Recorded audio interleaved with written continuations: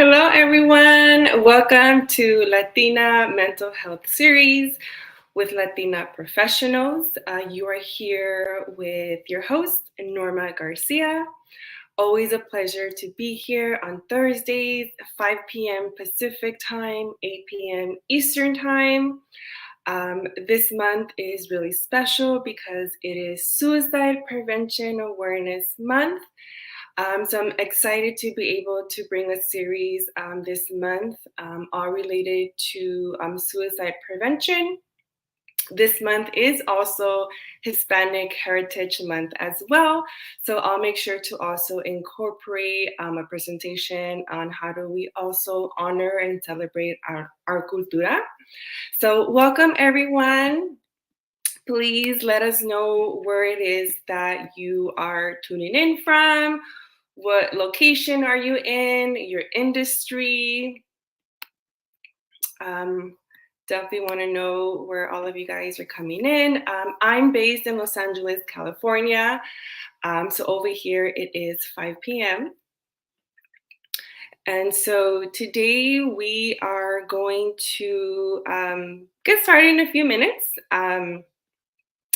Oh, I also see here that it's also Life Insurance Awareness Month. Yeah, so if anyone else knows what this month is, please share it with us. Another thing that I forgot to mention, it is also Self-Care Awareness Month as well. So a lot of great things happening in September. Although this is a month that is specific and to highlight those specific topics, these topics is something that I encourage that we do on a day-to-day basis, not just when it's the time of the month. But the fact that we can have a specific month just to like honor these different topics and just highlight the importance of it all really does help as well. So let me get a quick check-in to see where we're coming from. I see we have California, Florida, New Jersey, somebody's birthday month, feliz cumpleaños, awesome, New York, awesome. Yeah, so please feel free to continue sharing where you're from and also, what it is that you're looking forward to in today's presentation. I will get started only because there's a lot of stuff that I want to make sure that I go over, and I want to make sure that I also honor everyone's time. Typically, these presentations are 30 minutes long. At the end, I will give some time for some Q&A.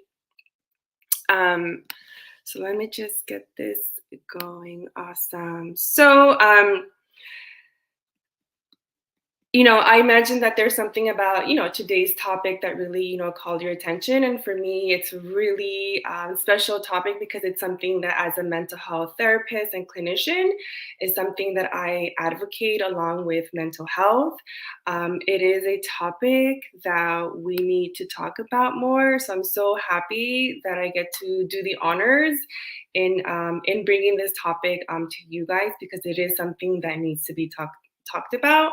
So today, breaking the silence, suicide prevention awareness among Latina community.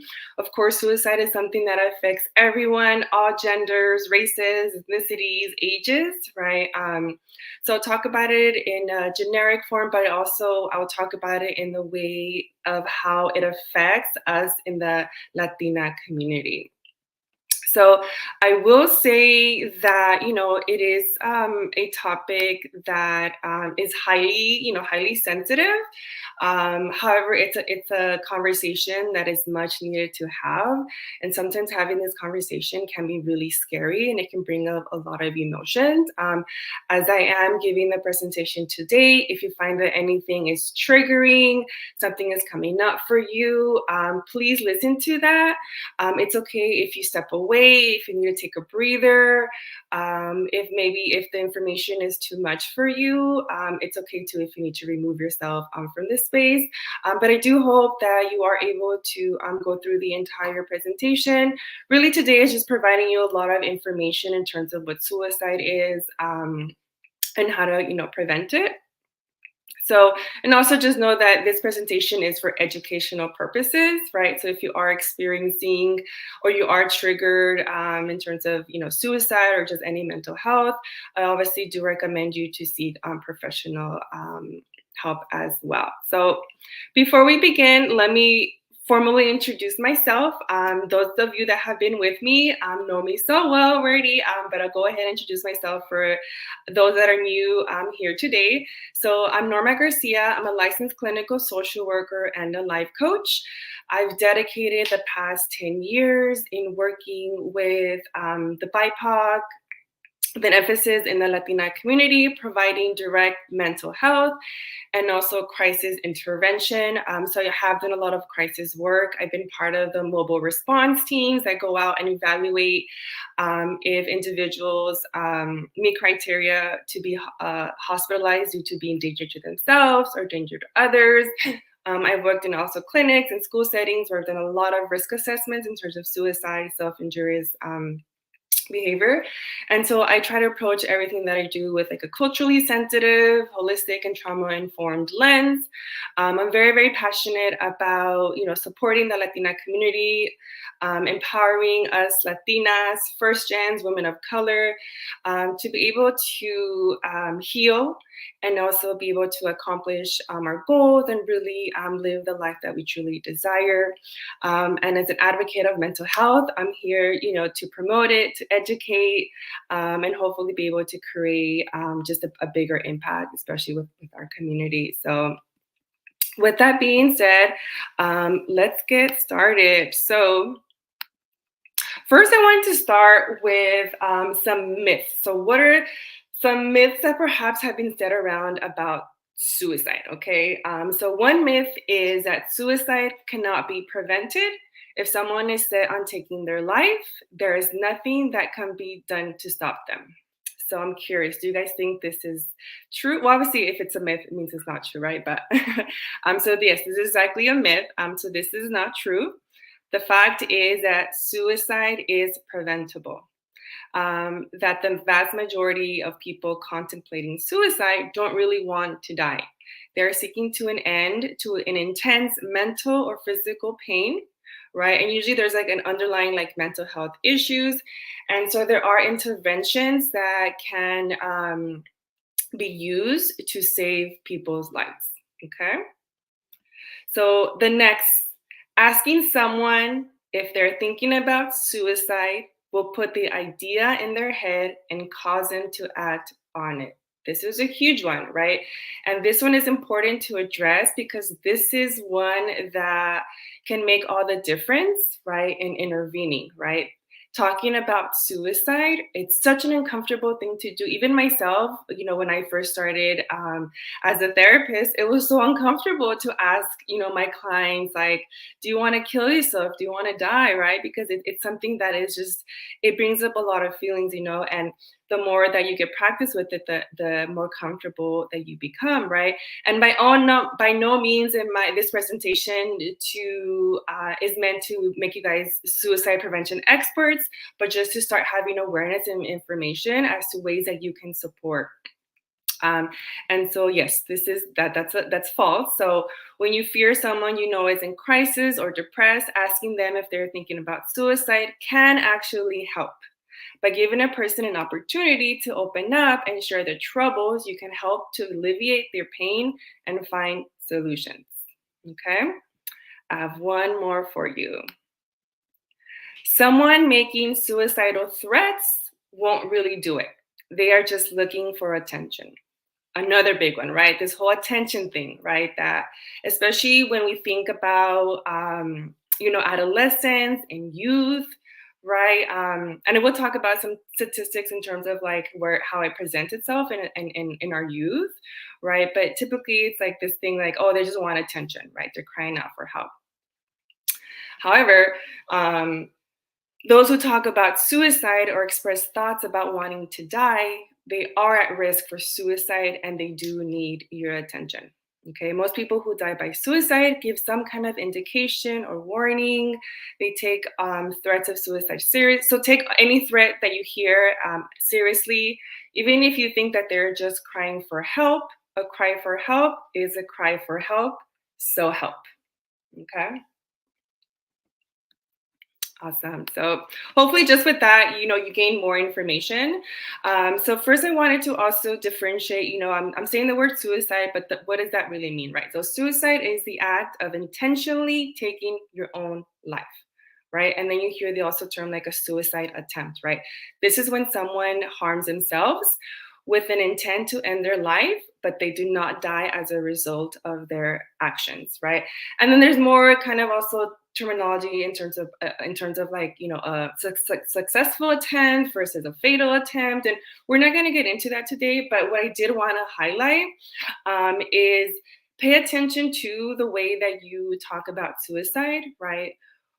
Whether you are saying they died by suicide or they committed suicide. The majority goes with committed suicide, and the word committed can bring negative connotation, right? Because when we think about, right, like committed a crime, right, there's like a negative connotation.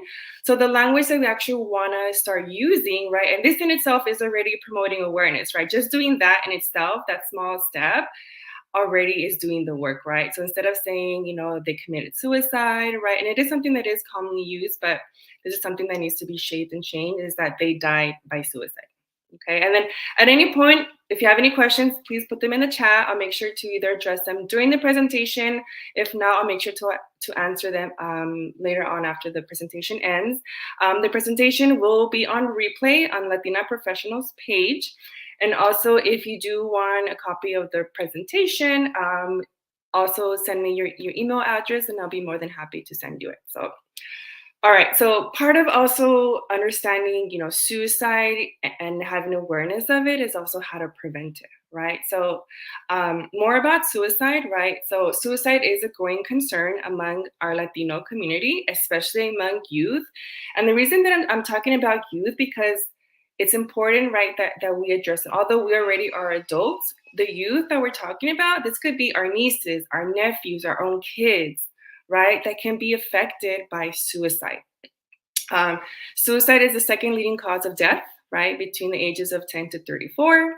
And then there's a recent trend, right, that it's occurring more often in vulnerable groups such as the Latino community. Each year, an estimated 243,000 Hispanic and Latinos attempted to end their lives, right? That's huge. In 2020, more than 4,500 Hispanic Latino individuals died by suicide in the US. Okay. And then another number here is that female adolescents, in comparison to their male counterparts, and even with other ethnic groups, report higher rates of suicide and attempts.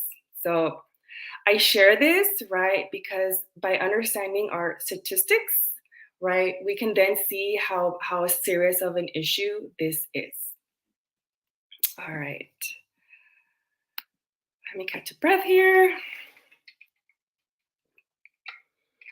So next, we're going to go into right, understanding. There's three parts to this. It's the warning signs, right?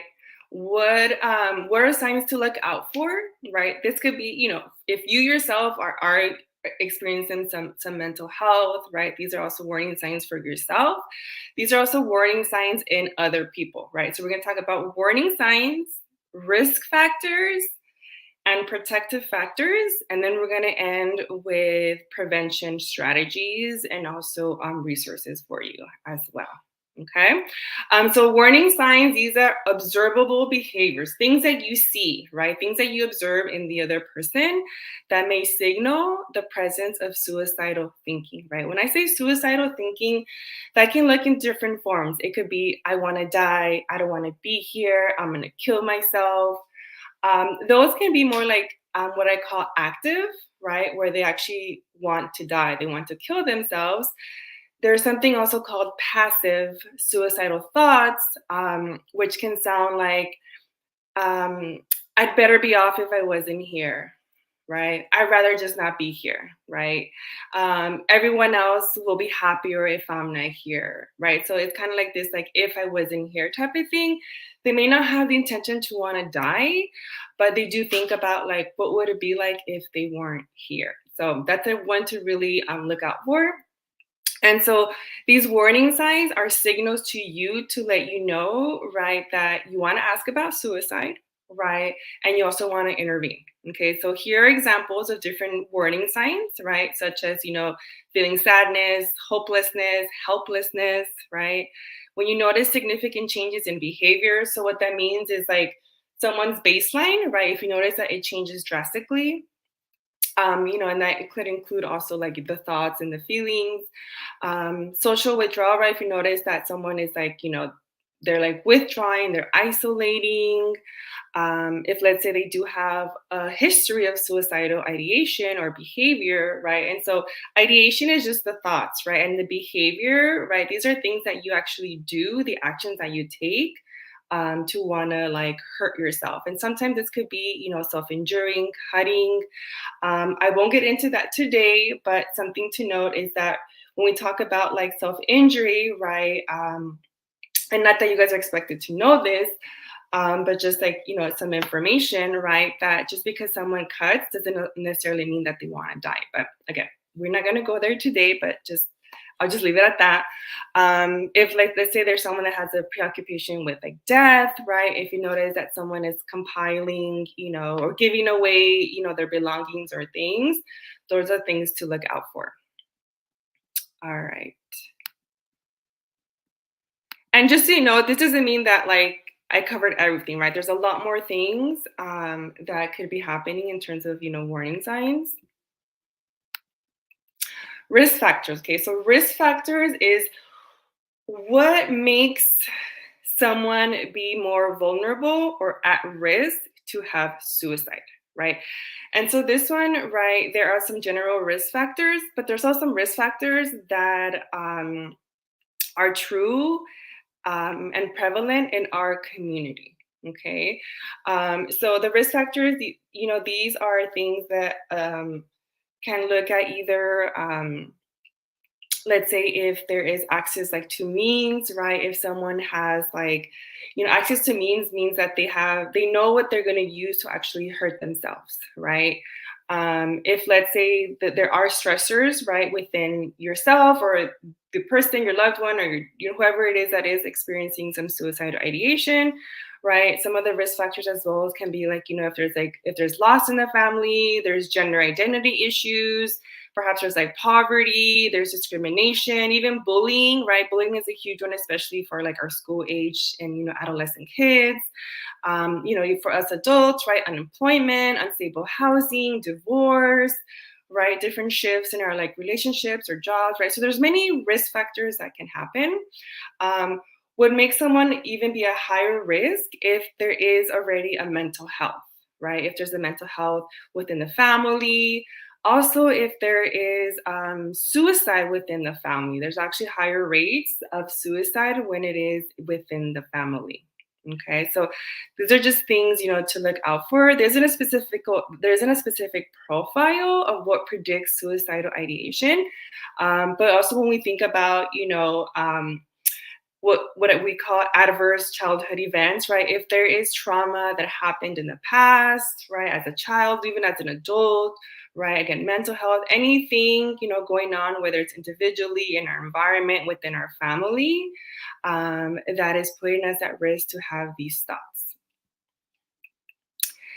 And then we have protective factors. Okay, so risk factors is what makes someone be at risk, right? The protective factors, these are things that protect someone from preventing suicide, someone from actually hurting themselves. Okay, so before I go into that, just want to check the chat, see how everyone is doing. I know it's a lot of information. It's highly sensitive, right? So Let me see so far what there is. Okay, I see that the chat kind of quiet down. I'm gonna take that you guys are really listening and paying attention and kind of taking in all the information, but please ask questions as they come up. All right. So the protective factors come in different levels, right? And when we think about protective factors, we also want to think about culturally, right? As a culture, how can we also protect ourselves, protect our children, right? What things happen culturally that perhaps can be risk factors, but what are things also that can be used to like protect, right? So individual factors, so these are things that you can do individually, right? This means having coping skills, problem solving skills, right? Having reasons to live. So, something that I do a lot with clients that do have suicidal thoughts and ideation is that, I inquire, right? What is worth living for, right? What is the reason to live, right? And that question itself is so powerful in getting the person to have something, okay, like, I want to live for this person. This is what makes me live, right? And also a strong sense of cultural identity, right? That you are able to identify, right, as a Latina, as a Latino. You identify with your culture, right? Whether you follow the traditions, the rituals, right? And even also when we think about religion, right? The role of religion and how it plays in terms of like suicide as well. And these individual protective factors, these are things that can be learned either like through therapy, through counseling, or just learning and getting more information.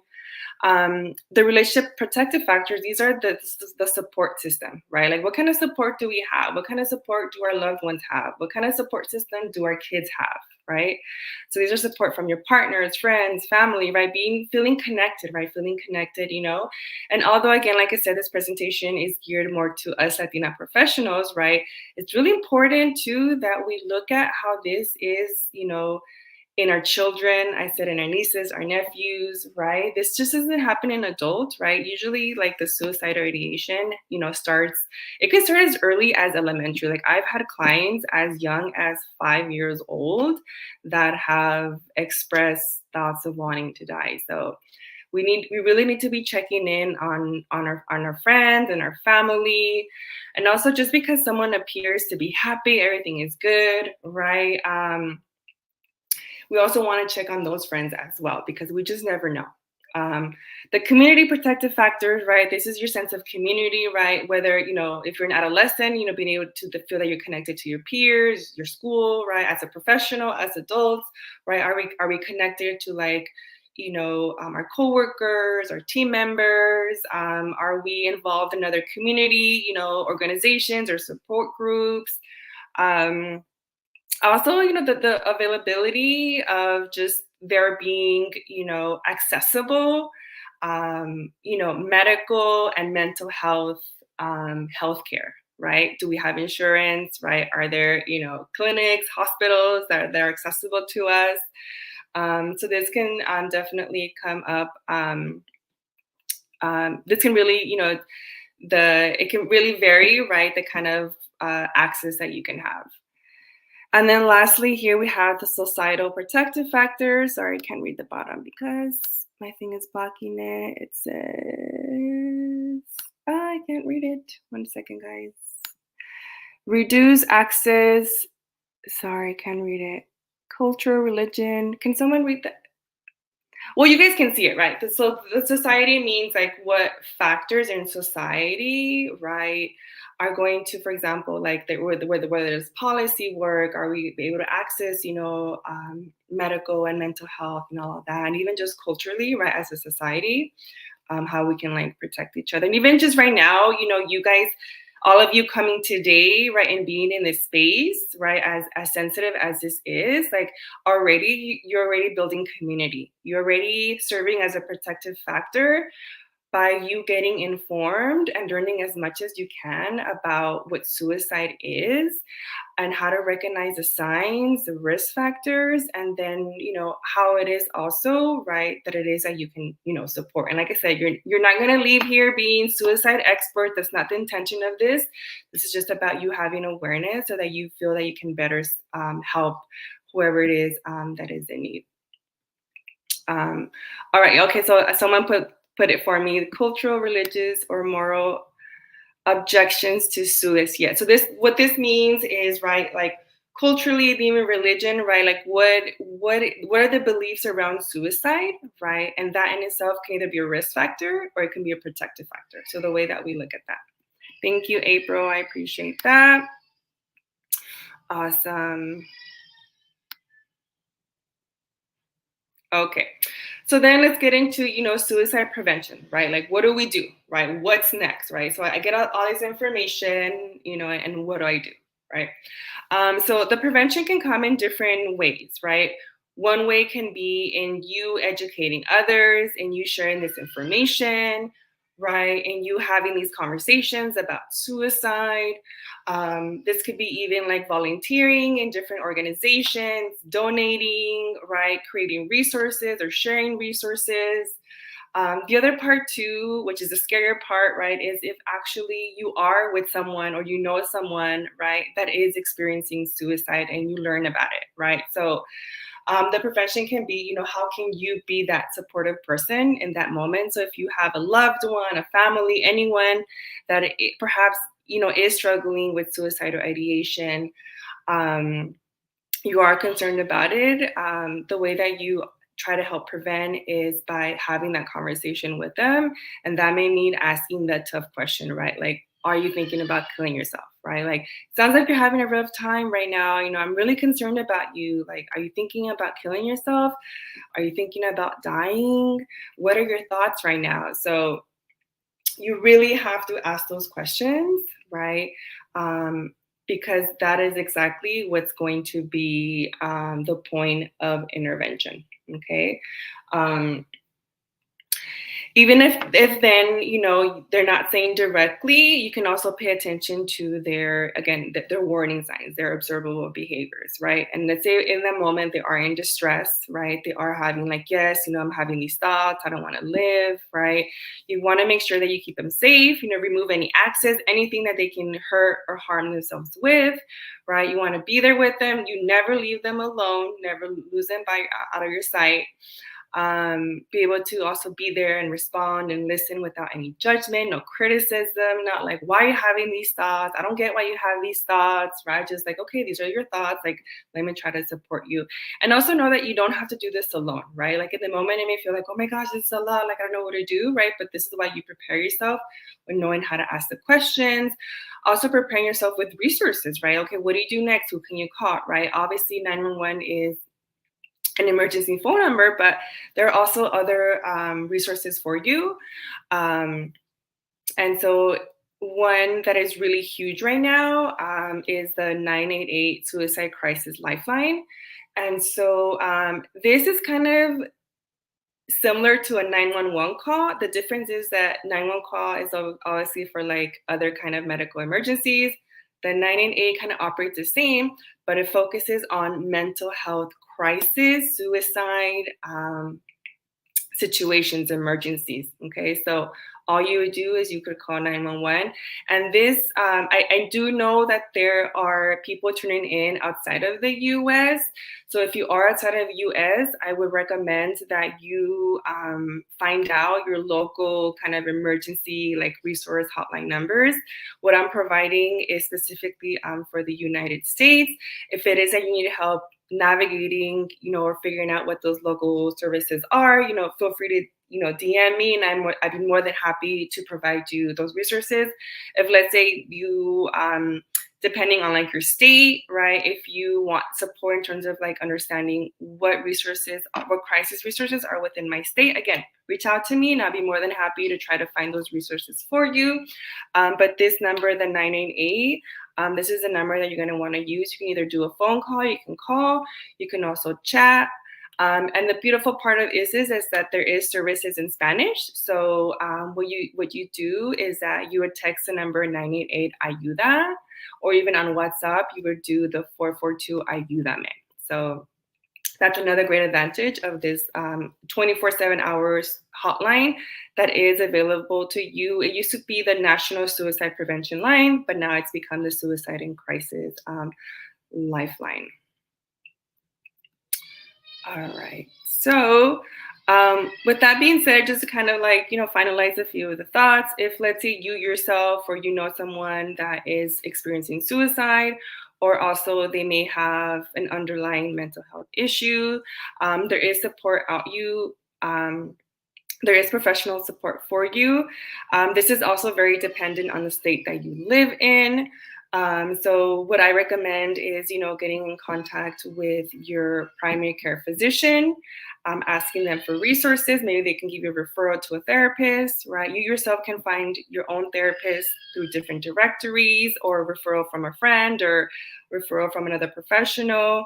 You can also reach out to a psychiatrist. A psychiatrist is a physician or a doctor that does prescribe medication. So that's another alternative as well. And so, really, all in all, this is all to say, that suicide is a topic that needs to be talked about. Suicide does go hand in hand with mental health. So when we take care of our mental health, we can also take care of the suicide that does come, because usually the suicide comes from a place of like depression, hopelessness, right? Not wanting to live. So continue, having these conversations together, only together, right? We can really break the stigma, not just on mental health, but also suicide. And so I really hope that after today, you feel more knowledgeable and empowered to start having these conversations, whether it's with your coworkers, whether it's your friends, or even again, just checking in, right? Checking in with your loved ones, right? I'm not saying that go and ask everybody, are you suicidal? Do you have thoughts? Should I be concerned? Like, absolutely not, but start paying attention, right? We really also need to look out for our youth, right? Our youth, especially with post-pandemic. And I tell you this because I worked at a high school. And so a lot of the youth, post-pandemic have been struggling a lot with depression and suicide. We also have to be checking in with our children and our youth, right? And that begins by us being able to have these conversations and approach it in a way where you're going to be empathetic, you're going to be understanding. You may not agree, right, that they're thinking that way. You may not understand it clearly, right? But in that moment, what they need from you is just your presence, your support, and your care. Okay, so with that being said, I do want to leave some time for some Q&A. I'm gonna check the chat to see if there's any specific questions. If not, you can go ahead and ask them now. Let me see. And I know it is past 5:30, so if you do have to go, just thank you all again for just joining this conversation already. You are taking that step. You being here really shows, right, that you want to make a change. So thank you all for being here. Again, next month or next week. So next week is actually World Suicide Prevention on September 10th, and that week is really focused. And again, I'm promoting, resources, information, education, right? If let's say you need support or you need additional resources for that, please, DM me, get in contact with me. Let's see. I see a question here. So someone asked, is taking major risk a type of suicidal behavior? Okay, so really great question. It really depends. Okay, so you also want to look at other factors, right? Because it's not just like one thing, right? You want to look, okay, is there mental health, right? Is, does this behavior, is it like out of their baseline, right? Is it like something that it's not typical of their behaviors? If you notice that it's constantly like a risk that is potentially can cause danger, then it is worth, exploring and asking, but we're not going to know, right, unless we ask. And it can be a warning sign. However, you have to consider everything else that is going on, right? Is this person like depressed, right? Is this person intentionally wanting to hurt themselves by like, doing these major risks, right? Um, all right, let me see if there are any other questions. Okay. Definitely such a sensitive topic. How can you help someone who has these thoughts due to substance abuse? Yes. Whew, this one is a really, really difficult question because when we talk about, and I know I didn't talk about substance abuse, but substance abuse is actually also a risk factor, especially with like the dual, like there's a mental health and there's suicide. I'm sorry, there's mental health and then there's substance use, and usually substance use. Is a way to mask and cope with, your emotions, trauma, or whatever is going on. And it's really hard to tell, right? If let's say, what came first? Is it like, was the mental health there and then the substance use, or was it like vice versa? Or like the suicide, right? Is it really coming, were the thoughts already there before the substance use? And now that there is substance use, like now they're having more prominent, so it's really, especially with someone who uses, substances, right? It's really hard to intervene because based on like wherever they're at in terms of like their stages of change, whether they're in denial, whether they have a problem, whether they want to make a change, or or they're getting those changes. And so I would treat it equally, whether they have substance use or not. I would still ask the questions like, hey, like I'm concerned about you, like I've been noticing X, Y, and Z.